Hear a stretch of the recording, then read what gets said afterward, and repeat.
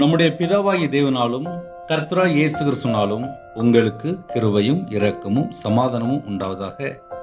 இரவு நேரத்திலே ஒரு வேத பகுதி நாம் தியானித்து ஜெபிப்போம். ஏசாயா 64 அதிகாரம் 5, 6 ஆகிய வசனங்கள். மகிழ்ச்சியாய் நீதியை செய்கிறவர்களையும் உம்முடைய வழிகளில் உம்மை நினைக்கிறவர்களையும் சந்திக்கிறீர். நாங்களோ அவைகளுக்கு விரோதமாக எப்பொழுதும் பாவம் செய்தபடியினாலே தேவரீர் கடும் கோபம் கொண்டீர். இன்னமும் தப்பி இருக்கிறோம். நாங்கள் அனைவரும் தீட்டானவர்கள் போல இருக்கிறோம். எங்களுடைய நீதிகள் எல்லாம் அழுக்கான கந்தையை போல இருக்கிறது. நாங்கள் அனைவரும் இலைகளைப் போல் உதிர்கிறோம். எங்கள் அக்கிரமங்கள் காற்றை போல் எங்களை அடித்து கொண்டு போகிறது. ஹல்லேலூயா. மகிழ்ச்சியாய் நீதியை செய்கிறவர்களையும், ஒரு குடும்பம் மகிழ்ச்சியாய் நீதியை செய்யும் போது கர்த்தர் கூட இருப்பார். உம்முடைய வழிகளில் உம்மை நினைக்கிறவர்களையும் சந்திக்கிறீர். கர்த்தர் யாரை சந்திக்கிறார் என்பதை கொஞ்சம் ஆராய்ந்து பார்க்கணும். முதல் பாயிண்ட் என்ன அப்படின்னா, மகிழ்ச்சியாய் நீதியை செய்யணுமா. இரண்டாவது, கர்த்தருடைய வழியில் உம்மை நினைக்கிறவர்களையும் சந்திக்கிறீர்.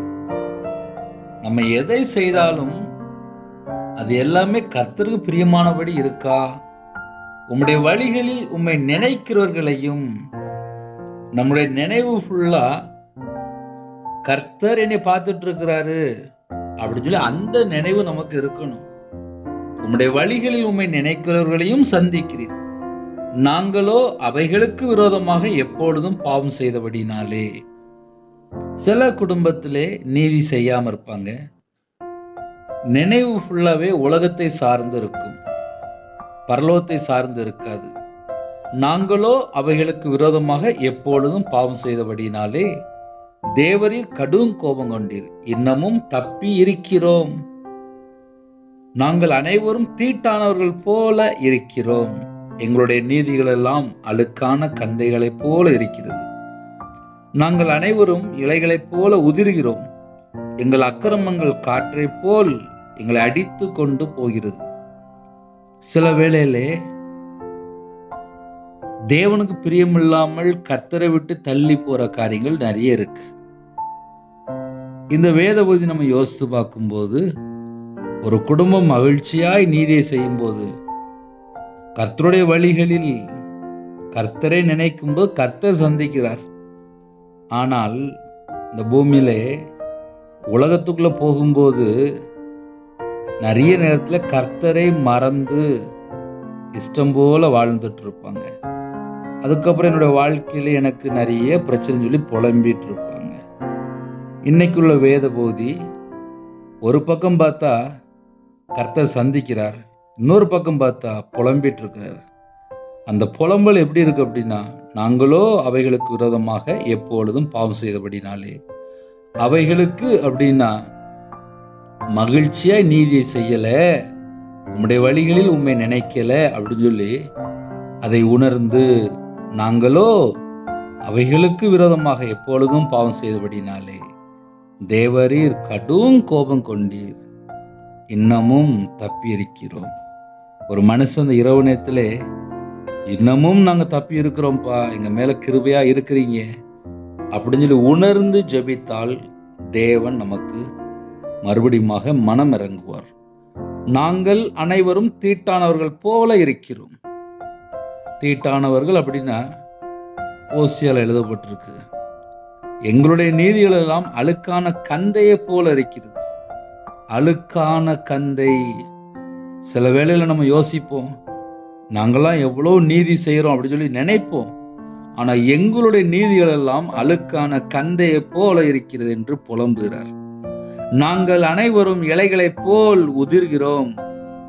ஒரு இலை தண்ணி ஊத்தலன்னா அப்படியே அந்த இலை வாடிரும், அப்படியே உதிர்ந்துரும், காஞ்சிரும். அதே போல உதிர்கிறோம். எங்கள் அக்கிரமங்கள் காற்றை போல் எங்களை அடித்து கொண்டு போகிறது.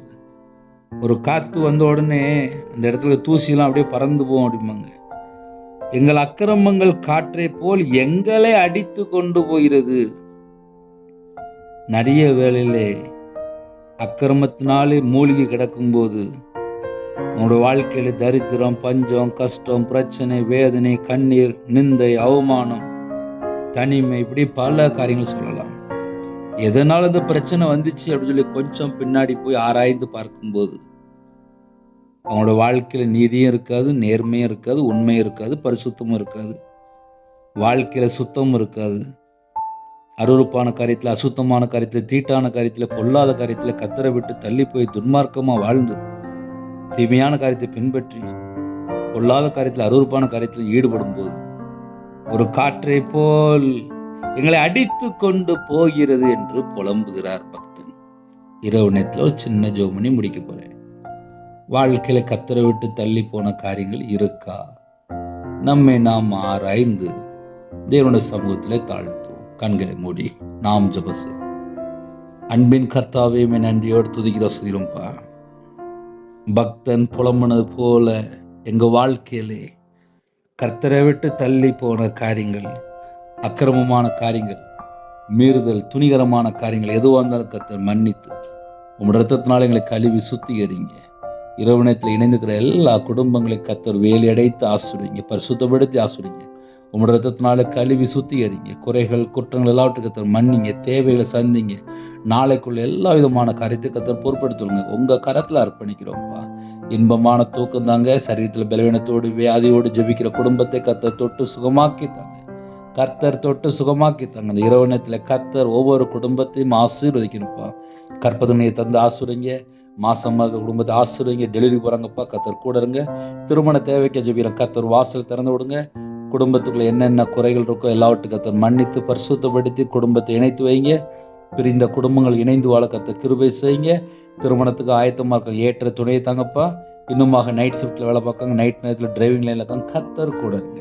எங்கள் வீட்டுக்குள்ளே இயேசு கிறிஸ்து ராஜா வாங்கப்பா. இந்த நாள் முழுவதும் பாதுகாத்த கிருபைக்காக 1000 மடங்கு நமக்கு நன்றி செலுத்துகிறோம். இன்பமான தூக்கம் தாங்க. எங்களோட ஆவி உங்களுடைய கரத்தில் அர்ப்பணிக்கிறோம். வரக்கூடிய கரத்தை வெளிப்படுத்தி அதிகாலையில் எங்களை எழுப்பிடுங்க. ஜெபிக்க எழுப்பிடுங்க. உங்க நாமம் மட்டுமே விடட்டும். அப்பிரயோஜனமான ஊழியக்காரம்பா. துதிகன மகிமை எல்லாம் கர்த்தராகிய இயேசு கிறிஸ்து ராஜா ஒருவருக்கே செலுத்திறோம். இயேசு கிறிஸ்து மூலம் பிதாவே, ஆமீன். தேவனுக்கு அமைதி உண்டாதாக. கர்த்தர் தாமே உங்களை உங்கள் குடும்பத்தில் சகல காரியத்திலும் சம்பூர்ணமா திருப்தியாக கர்த்தர் கூட ஆசீர்வதிப்பாராக. ஆமீன். God bless you. Thanks for watching. Please subscribe our channel. Click the like and share. Click the bell. God bless you.